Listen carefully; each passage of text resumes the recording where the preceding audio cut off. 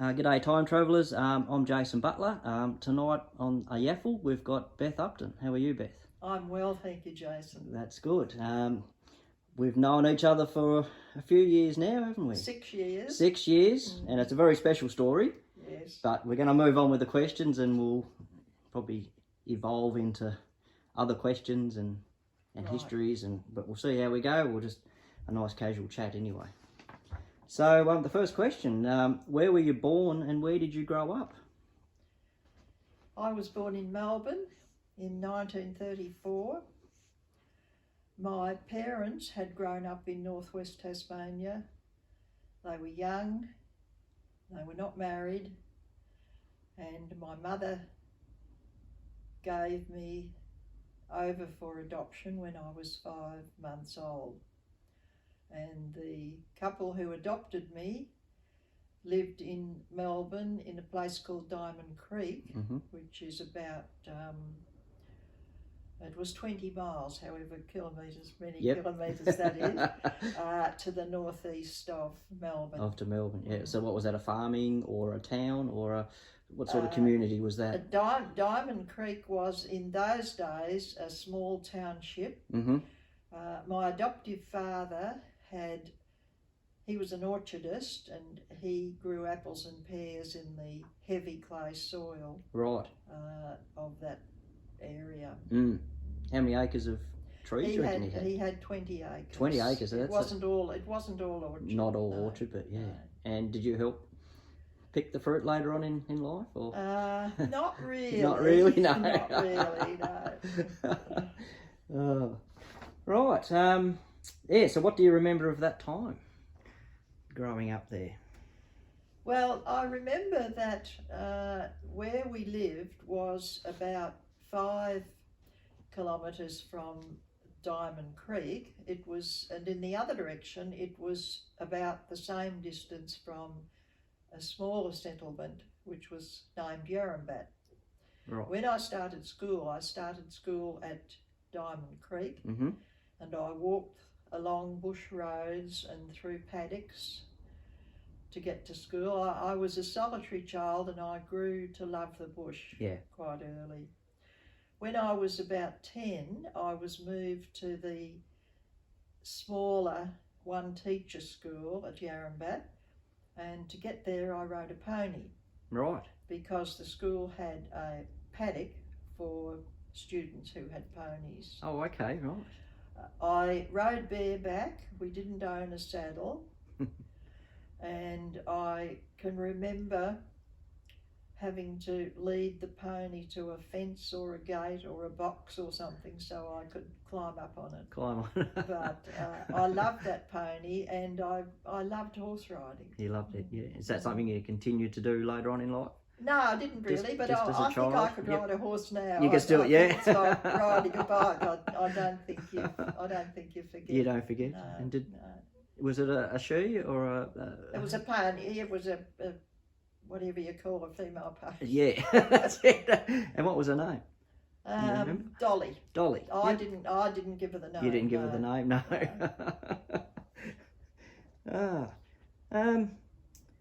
When did you find out you're adopted? And what did you know? I knew as a child that I was adopted. I knew that my mother had loved me because I had this bracelet that I'm wearing, which has a little heart-shaped clasp that my mother had put on my wrist. And a few years ago, a friend of mine added some more links to it so that I could wear it occasionally. Yeah. So I'm wearing it tonight in honour of my yes. That's very Tasmanian special. Mother. Yeah. Yes. That's very special, isn't it? And that was really, I think, all I knew. So yeah, so that information you knew. Yes. Early on in life. Yes. Yes. Yep. And then in 1984, the Victorian Adoption Act was passed, which made records accessible to adopted people. And I obtained a copy of my original birth certificate. Right. a copy of the adoption papers, Mm-hmm.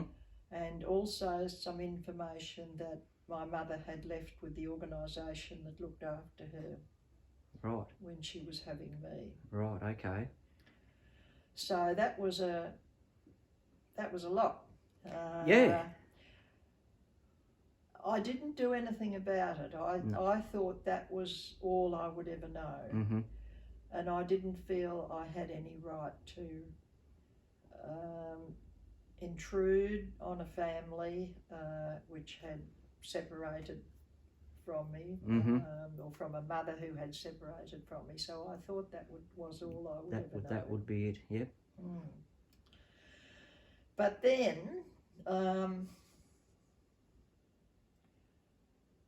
trying to think what year it was. I think it was about 2015. I was living quietly in retirement after a career in nursing, and a younger friend of mine who knew me very well said to me, "You really need to buy an iPad, Mm-hmm. and then you would be able to find out about your birth family." And I was what my boss used to describe as computer illiterate. Right. I'd got through a whole career without having anything to do with computers, and I thought I would never have to know anything about them. But when Karen said that, I suddenly knew that this was important. Yeah. And I bought an iPad. Mm-hmm.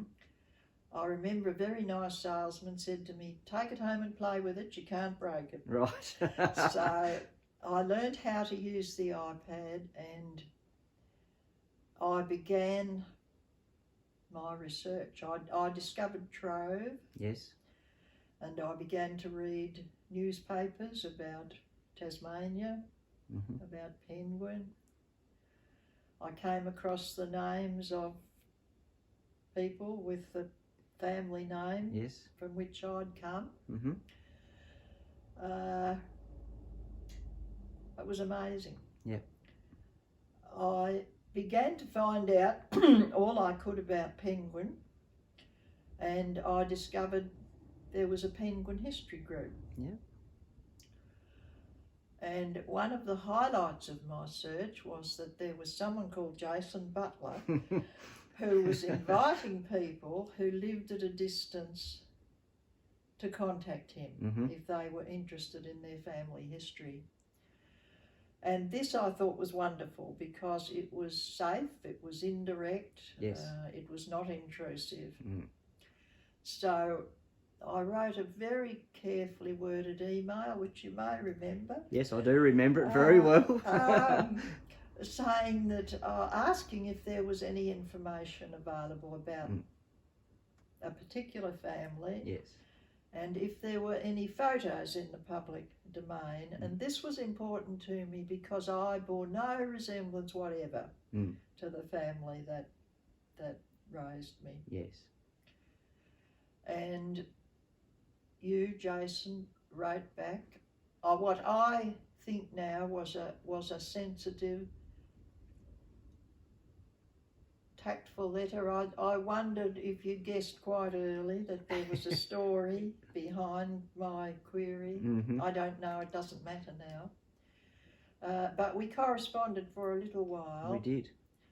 Until eventually you told me that there were people living in the area which were probably close relatives of mine, and that you thought we should meet. And so I remember very well coming over at the beginning of 2016, I think it was in the and meeting you, meeting members of my family, and then in October of that year I bought this unit and moved over here to live. And have been living here very happily ever since. Yes, it was it was a very hard question to answer, and it took me a long time to work out what I had to say or trying to be tactful, and it was a very special moment in my life and now I've met you, and 6 years later, you know, it was only 12 months. I think it was the big penguin was celebrating his 40th birthday, and we decided to have a birthday party for him, which would have been the 25th of October, and I think we had a lady decorating the penguin, and it was around that time, and then it was only 12 months later that you finally moved over, and it was a great moment in my life to be able to connect you back to your family. But it was very hard, and you know, I ummed and ahed, and I didn't know what to do, and I got some advice from people, and but it worked out really well, and I'm so proud that I was able to be a part of that. You asked a very nice lady who is now one of my dearest friends to ring me. Yes. And she rang me one evening. Didn't ask me if I was sitting down. She told me she was ringing from Penguin, and she said, "You don't know who I am, but I know exactly who you are." And she gave me some of the information you wanted me to have. And yes. It was very special too, because I did know your mother, so that was special too. That yes, right. What's the next question? Where will we go to? So what did you do? What changed your mind? We've covered that, haven't we? We're up to what I found out, I think. Yes. What did you find out? That's the biggest thing. What did you find out after all these years? Well, I found out that my great-great-grandfather was David Good, who was a free settler, who married a free settler, who came to Penguin in about 1863 as the first policeman. Came in by boat with his wife and his worldly possessions and 3 small children, and I think his wife was pregnant.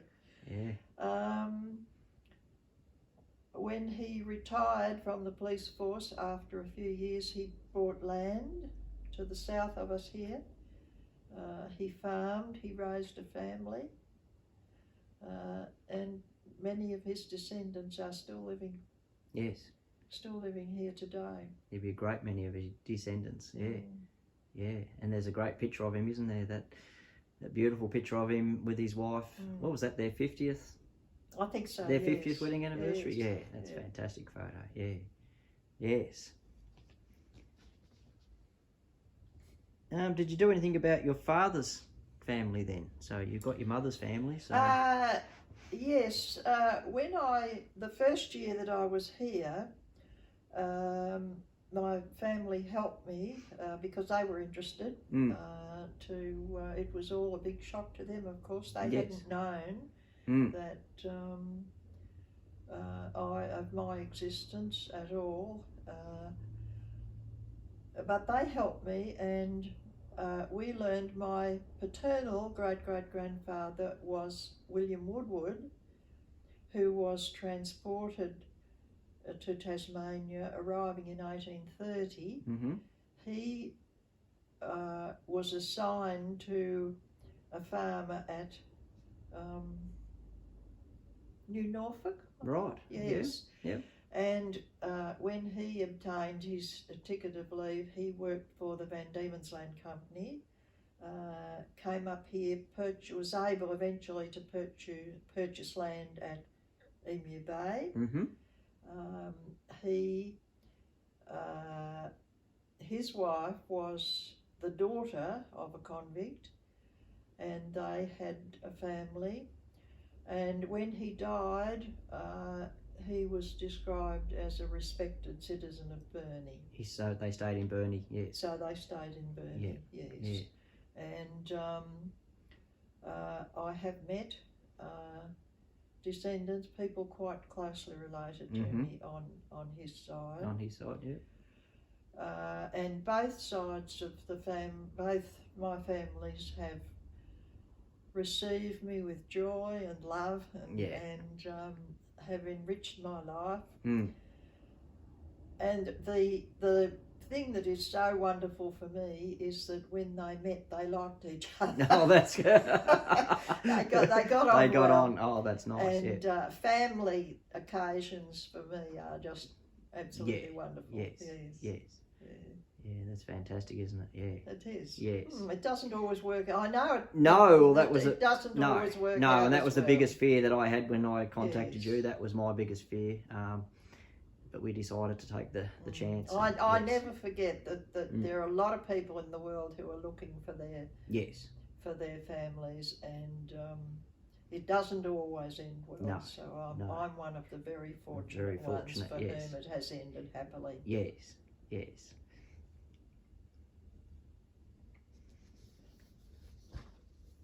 Right. So what would you like to say to anyone interested in researching their family history? I'd say go for it. Yeah. Tasmania is unique, I think, certainly in Australia, but possibly in a much larger area as well, because there are so many interconnected families. There is such a vast amount of information, of records which have been preserved, and there are so many people interested, people who will help. Yes. I just feel that it's worth finding out about your ancestors. I have learnt through finding out about my ancestry and the genetic influences that obviously flow through both lines of the family, I have a much better understanding of how I have become the person I am today. Yes. Yeah. I think it's one thing that children who are not brought up by their genetic parents, that it can be a struggle. Yes. For everybody, possibly for the parents as well as the child. So I would encourage anybody. I've had great assistance from people, and it's a very good way to spend your time. Yes. You've got time. If you've got time, you need lots of time. you do need time. You need patience. Yes. And I think you need a desire for accuracy. It's easy to get excited about something that is based on very slender evidence. That's or right. That leads yes. you up a dead end or something. Yes. And records can be ambiguous. Names are not always sometimes spelt differently. That's right. And dates don't match up and so on. No, that's right. But it's a great activity. It's a great hobby, and especially now we're in this digital age where records and everything is so readily available now. When I first started researching, and I've been doing it probably 35 years. I think I started when I was 15. My grandparents got me interested, and back then you'd have to go into the library and you'd go through the old microfilm or the microfiche, and you'd have to know the specific area where your relatives were from to research, and you have to find a number and then go and look at something else. But now you can just punch a name in, but that's also brought in, as you said, you've got to be very careful. You get led up the wrong path. People haven't recorded the information correctly, and then someone copies that, then someone copies that, and it's just a roller coaster of wrong information. And so you've got to really, really be careful that you're chasing the right person, especially if it's a John Smith or. So Woodwood was that easy to follow? Do you think Woodwood was that an easy surname to? Well, I have read that there is a branch of the family which spells their name Woodard. Right. Okay. I'm not sure why, whether they wanted to indicate they were of a different ilk or something like that. Yes, or they might have had a falling out years ago and one brother's gone one way, and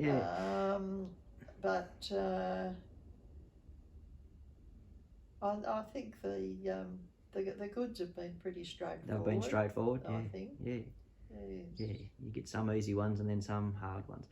Yeah, but you got to be persistent with it and don't give up.